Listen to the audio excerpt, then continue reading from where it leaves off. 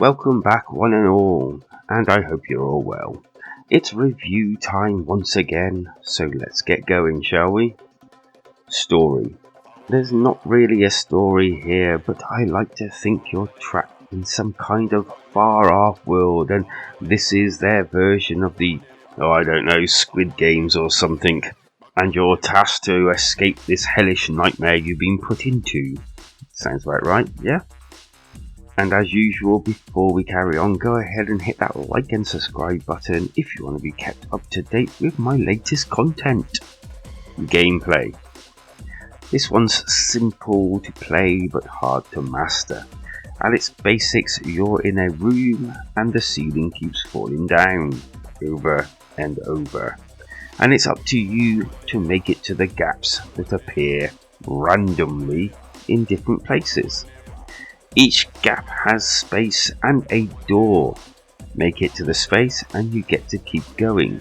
Make it to the door, to the exit, and gain coins that you can spend on costumes later on. Get hit, however, by the wall and it's all game over. Your movement also seems to increase the longer you last, making it that little bit harder to pinpoint them exits to gain the coins. As well as this and your very expected leaderboards, there are 4 different modes to the game. Endless Run, which is a good start to get some practice in. There's also a mode that sees you go from a level 1 to level 100 if you can make it that far against other people's scores online. Almost like an offline version of that Tetris and Pac-Man game. Player vs player, which I unfortunately did not get to play, although I'm thinking these 2 modes would be the modes to keep the longevity of the game going. And then you have the AI mode, with I think is the same as the PvP game, but using an AI.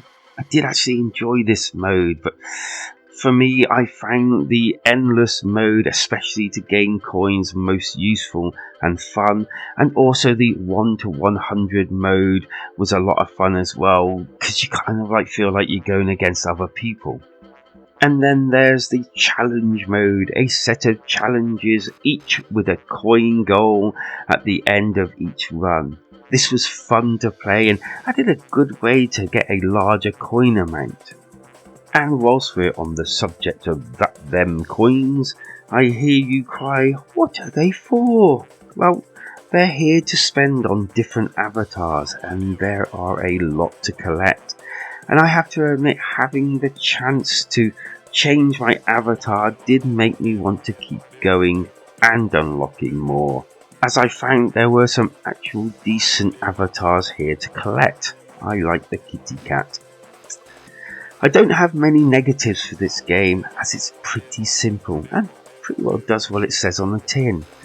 I think a online 1 to 100 in real time would have been so cool, but I do kind of get why it's not in here. I had no crashes and the controls worked well enough, though they were pretty simple. Visuals and sound.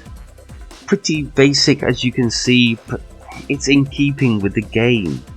Music wise can get a little repetitive at times, but I have to say while you're playing and getting into that zone, you tend to not hear it that much. The same goes with most of the sounds. You kind of zone it all out. The score. In short, this one's a simple game at its core, but wow, it has plenty to unlock and to do. A nice amount of modes that keep most happy, and a nice price tag to go with it. I'm exiting this one at a 7 out of 10. See what I did there. Running between gaps has never been so much fun, and earning them coins for basically pinpointing them exits just felt right. But I have to admit, I would love to hear your thoughts on this game, so leave them down in the comments. Hit like and subscribe if you've actually enjoyed this video or any of my other content, and join us all in our community Switchheads Discord. The link is down below.